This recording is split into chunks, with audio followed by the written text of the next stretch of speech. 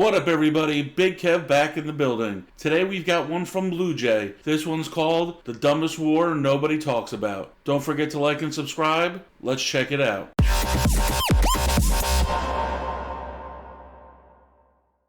Daddy's got a story to tell.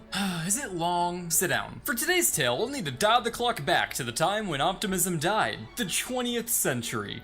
It's a story of small disagreements festering beyond reason. A chronicle of quarrels lasting through all seasons. A fable of ideologic conflict growing tenser than treason. All of which culminated into what was called a war, despite no shots being fired. Dad, I already know about the Cold War. Yada yada, better dead than red, I know the drill.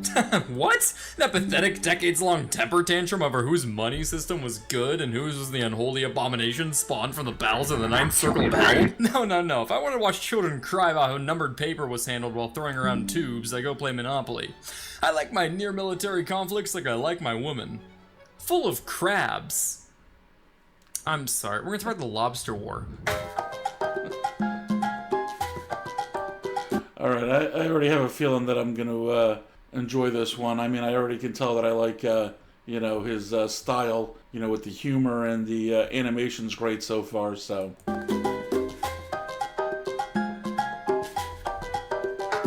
It's the mid-1900s, and Europeans haven't quite grown out of their main character phase and need to make sure no one forgets. Oh, it's funny because the two movies are so different. Right. I'm here too. Okay. Hey, drop the oil! But as the 1960s rolled around, tragedy struck. America had a jello mold phase. But other than that, nearly all of France's African colonies claimed they wanted independence. And as France loved being seen as the in vogue colonial power, they granted it to them to look hip, and definitely not because they couldn't afford another colonial war. This was all fine and dandy, unless you were a French fisherman who just lost their free rein to catch lobster off the Mauritanian coast. Slow your roll, Ratatouille, you need a permit for that now. Ah yes, there is plenty of lobster, don't be so shellfish. Wow, that's a pretty bad one. Leave the area and cut the puns or I'll detain you faster than a panzer tank. Don't get all crabby. I'll be out of your hair in a pinch. Stop! I'm claustrophobic. Ow. But luckily, that's deserved. A few of these fishermen heard some juicy gossip about this hot new spot just brimming with lobster on the other side of the Atlantic. And for the cherry on top, they were practically free for the taking, being surrounded by nothing but the open water, salty air, Brazil. The fishermen figured that last part could be a problem. Sovereign waters or something. So they sent out a delegation to negotiate a license. But waltzing up to a country and saying, "Holy cannoli, that's a lot of lobster ravioli. How about instead of you guys fishing them to fuel your $20 million canning industry, I do the fishing and money getting part," would most likely be met with, "Haha, eat shit." Therefore, an elaborate ruse was needed to mask their fishing intentions. So they put together a pitch that was so intricate, so convincing, that the Brazilians would have no choice but to allow them coastal access to their lobster, all while being completely oblivious of their objective to harvest them. Thank you for meeting with us. We come to you with a pressing issue. You see, there have been seismic reports, sounds, if you will, of a disturbance in the deep, originating from your coast of Brazil. Jean, if you could just describe this disturbance for us. Of course.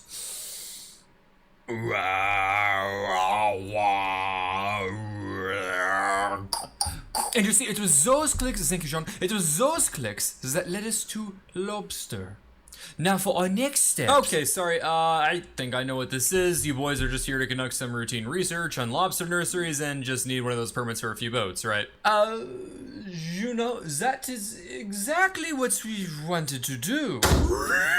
Pierre, we got the research license! The French fishermen acquired a license allowing 3 boats to conduct research on lobster nurseries, which should normally be a relatively non-invasive process.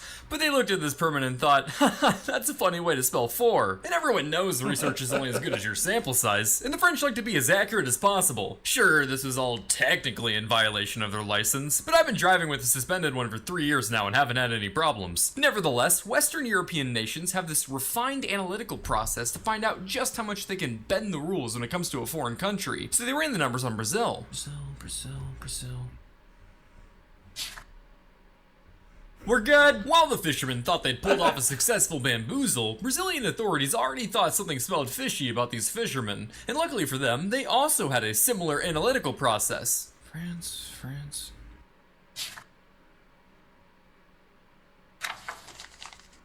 Maybe we should check it out. Representatives were sent from the Brazilian Navy to act as inspectors and make sure the French fishermen were honoring the foundation of these nations' crustacean relations. They should be around here. Oh, that's them. Oh, welcome to the Red Lobster. We have an invest. Table for two, yes? I've got the perfect romantic spot for you two Romeos. What? No, we aren't. Doesn't matter. We're here representing the Brazilian Navy. Oh, shit, Brazil? Yes. Welcome to the Red Lobster, a research center. Yes. Let me just get started ahead of science. Pierre has been making some incredible progress. Oh, yeah? What have you found out in your research? They hurt. Oh, what? You get pinched, Lil? No. You'll never amount to anything. Upon investigation, they found that, along with violating the boat limit, the ships were not conducting research, but in fact, carrying out large-scale predatory lobster fishing with a trawl. Trawling is this neat practice where you put a net in the water and catch the everything. Environmental impact? What environment? So Brazil was like, stop, and revoked the fisherman's license, sending them lobster tail between the anchors back on over to the land of macaroons in April of 1961. And with that, things returned to normal. Excuse me, there have been seismic reports, sounds, if you will. The fishermen returned in November to request another research license, but this time further out at sea on the continental shelf outside. Wait a minute, so after they got found out for, like, not actually being researchers, they come back trying to do the same thing, just further away from shore so they're not seen as easily? Of Brazil's territorial waters, which stretch 760,320 gumballs from the shore. Or for simpletons, 12 miles. This request was granted, and for the rest of the year, Brazil kept a close eye on them while the fishermen played the nautical version of, I'm not touching you. But just like an early 2000s cartoon fish, the French just couldn't keep their grubby little paws off those luscious lobsters. And on January 2nd, 1962, the French boat Cassiope was found catching lobster about 10 miles off the shore. Shocker. 10 miles! Got you! Haha! You're within our waters now, cheese boy! You sure? Hold this! 1, 2, 3, 4, 5, 6, 7, 8. A Brazilian corvette seized the French vessel for catching lobster without authorization, probably hitting a sick drift as it pulled up, but then again, everything I know about Brazil comes from Fast 5. Anyway, by now shit's getting pretty serious and Mom and Dad need to get involved. So whilst the fishermen and Navy battled the lobster sea, the French and Brazilian governments battled the diplomacy. The War of the Pen commenced, and at the heart of this battle in the fierce political trenches was one vital question. What is a lobster? Sounds like a silly question, right? What is a lobster? Why, it's the underwater excavator, the crustacean of the basin, the pogo stick with a prick. But even my definition of a lobster as nature's gripper snippers wouldn't have been sufficient for the contending nations. They wanted to know whether or not a lobster was a fish. France made the claim that a lobster was in fact a fish, so therefore they had the right to catch them according to the basis for fishing on the high seas set by the Geneva Convention of 1958. Brazil, for their part, pushed the thesis that lobsters were not a fish, but in fact an economic resource, a part of their continental shelf that they had the sovereign right to exploit, according to a different provision of the same Geneva Convention. They said, citing a treaty they didn't sign. And this wasn't like your average 12-hour Twitter beef. This diplomatic battle lasted all through 1962 and part of 63, which is hilarious considering the other things going on the world stage during that time. Kennedy is having us increase our troop presence in Vietnam. 400 Green Berets were a start, but they aren't going to be enough. Agreed. We must be careful, though. We don't want to replace the French as a colonial force in the area and bleed as the French did. That's a good point. Got any advice, France? So now with the pangolin being a geode, yes, according to our established law of modus operandi derived from the Fly Eater Sarlacc pit model, yes, then when taking the Laplace transform of this in a matrix with the crustacean equation, we find that lobster are in fact fish. No, this completely violates the Capricorn theorem. Let's back this up. While that reality sadly only exists in my headcanon, France and Brazil did do their best to support their claims and own each other with facts and logic. Brazil's evidence was that lobsters were like oysters, and that they both cling to the ocean floor, making them a part of the continental shelf. But France argued that when a lobster hops around the ocean floor, it's essentially swimming, making it a fish, which prompted Brazil's Navy expert in oceanography, to spit some iconic bars. If a lobster is a fish because it moves by jumping, then a kangaroo is a bird. Yeah, that's actually... Wow. I love that these are like the actual discussions between, two countries, and trying to determine, rights.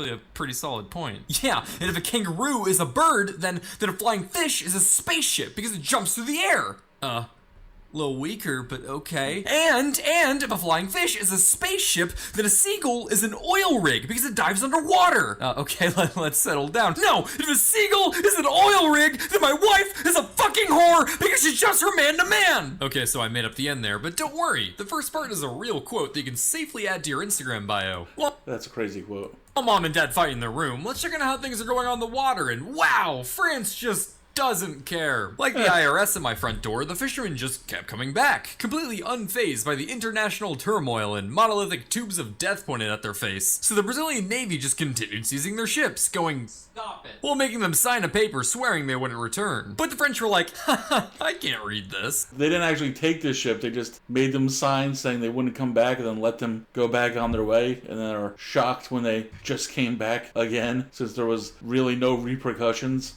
And would often just come back anyway. In one instance, a French ship was caught by a patrol off the northeastern coast to order them to sail to deeper waters. At first, the fisherman captain ignored them, but while he may not have spoken Portuguese, there are only a few ways you can interpret a blaring alarm stating "Postos de combate." Postos de combate. Postpone the confetti? But you promised! Sources differ on the exact timing, but it was around now when the French fishermen were getting pretty fed up with being told what to do, so they started to complain. And by complain, I mean they personally petitioned warships for protection from French President Charles de Gaulle himself. De Gaulle said "Lobster" and granted the request, sending gunboats along with 5 more fishing vessels to the Brazilian coast. The French sailed over with a lot more confidence this time. I mean, they've got defenses. How many lobsters were those boats catching in order to justify the expense of sending multiple warships to protect them? I get it if it's a fleet of ships, but 5 ships? I mean, how big were these operations? Now, when has that ever failed France? But unfortunately for them, Brazil was about as likely to let them swipe their salty sea spiders as Hollywood is to pay their writers. So the Brazilian Navy boarded these fishing boats without a second thought. Whoa shit, I didn't think they'd seize them with us right here. Well, should we do something? No, you crazy? Haven't you seen Fast 5? Much like a pilot to a millionaire's island, the French Navy sat there and did nothing. But the same couldn't be said on the diplomatic front, as it was then that the French ambassador to Brazil visited President João Goulart about the issue. Goulart stated he didn't want any trouble with France, and made the surprise presidential order to release 3 captured fishing boats and allow them to fish. Honey, they reopened that Red Lobster. Harry, we are a loyal Long John Silver's family. As expected, the Brazilian people were none too pleased about this, and the resulting backlash pushed the government to rescind this permission shortly thereafter. Things then escalated even further when in late February 1963, Brazil delivered an ultimatum. All Frenchies have 48 hours to skedaddle skadoodle to the land of poodles, else they'd get the noodle. I may or may not have written that line while intoxicated, but I wouldn't dare delete a line full of such eccentric flavor. However, over in France, this lobster war was really starting to get on de Gaulle's nerves. First they can't fish, then they can. Just kidding, they can't. Oops, now they've got 2 days to leave town. God, I don't understand this emotion I'm feeling. What you are experiencing is known as mixed signals, sir. No, I'm sure I tuned this radio to AM. No, I mean like, you know when a girl is kind of hinting she likes you, but you can't quite tell if she's into you because her actions give conflicting signs? Those are mixed signals. Paul, I'm rich and the president of France. I don't get mixed signals, I get bitches, so don't speak to me about your poor people problems. Now, on one hand, Brazil is an important strategic partner of the French. The latter has invested over 1,000 million francs into the former, and they rely on the iron smelting, textiles, and chemical products of Brazil. Also, Brazil is capitalist and can help fight nearby growth of communism. So, some would say, it would be in the best interest of France to be like, wow, maybe we shouldn't go to war over the ocean bugs that piss out their face. But on the other hand, this wasn't the people's France, this was de Gaulle's France. And seeing as how this was the man who tried escaping World War I prison camps 5 times, once while posing as a nurse, it should be no surprise to hear that de Gaulle was a very stubborn man. And this stubborn man considered Brazil's actions to be a slight on the majesty of France, so he did not back down, but instead dispatched the French destroyer Tartu to the Brazilian coast. Tempers are It's crazy that things started to escalate to this level over Lobster.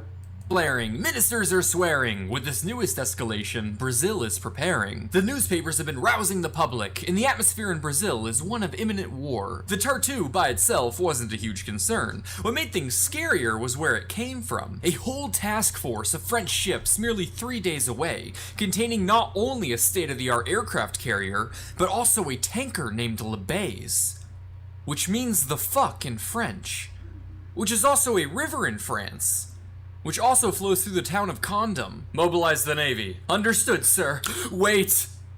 And the Air Force. But there's one small problem with this mobilization. It's the eve of Brazil's favorite holiday, the Carnival. A time for wild celebration, dancing to music, stealing comically large vaults with Dodge Chargers. Oh wait, that's Fast 5 again. And this year, people were really memeing this whole situation. Even some masked revelers went around with lobster costumes. So much of Brazil's personnel were on short leave. But with some effort, they mobilized enough men, granted them war pay, and launched ships to search for the Tartu under Operation Lobster. Along with these ships, Brazil continued to mobilize to meet the French at sea, because sure, their arsenal was full of vintage World War II vessels, and sure, they only had enough ammunition for 30 minutes of combat, and sure, they lacked adequate fuel supplies, and They only had ammunition for 30 minutes of combat? Wow.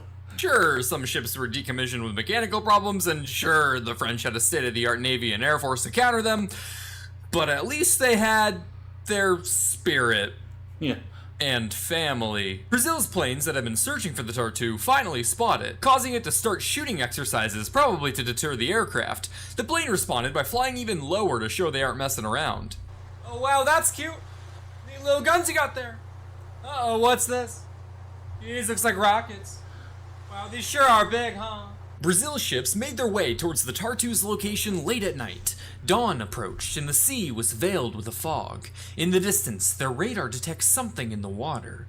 Making their way closer, tensions running high, they finally made out the Tartu in the mist and oh, it's gone. Running low on fuel, the Tartu retreated and was replaced with a much weaker ship. Oh hey, what about us? You'll be fine, another ship is coming. Hey guys, what's up? Oh, with the playing field set and more Brazilians on the way, it was now just a matter of who would shoot first. Hey, maybe we should go back and fish where we belong.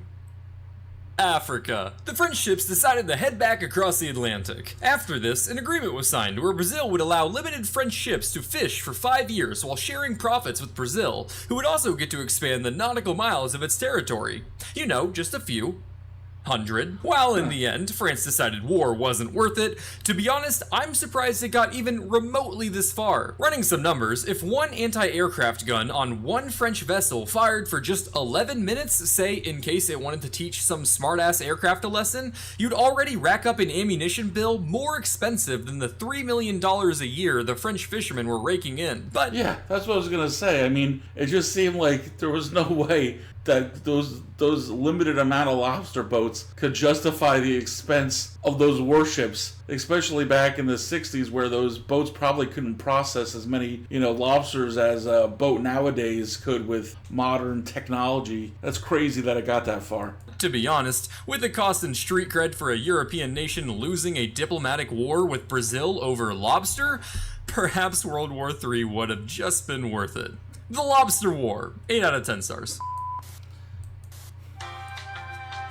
Yeah, imagine if they had, actually fired, if one of those boats had gotten a little squirrely and fired on the other one, and then an actual war started over lobster. I mean, it's crazy that it came that close in the first place. All basically for posturing, it feels like, because obviously the expense didn't really justify it, so it was really more just a save face on, the side of France, and I get why Brazil didn't want them there, because if they let them go there, they would destroy their coastline with trawling. That was definitely interesting, and it wasn't something I've never actually heard of the lobster war before. So I definitely appreciate this video for enlightening me. I'll definitely be checking out more Bluejay in the future. Until next time.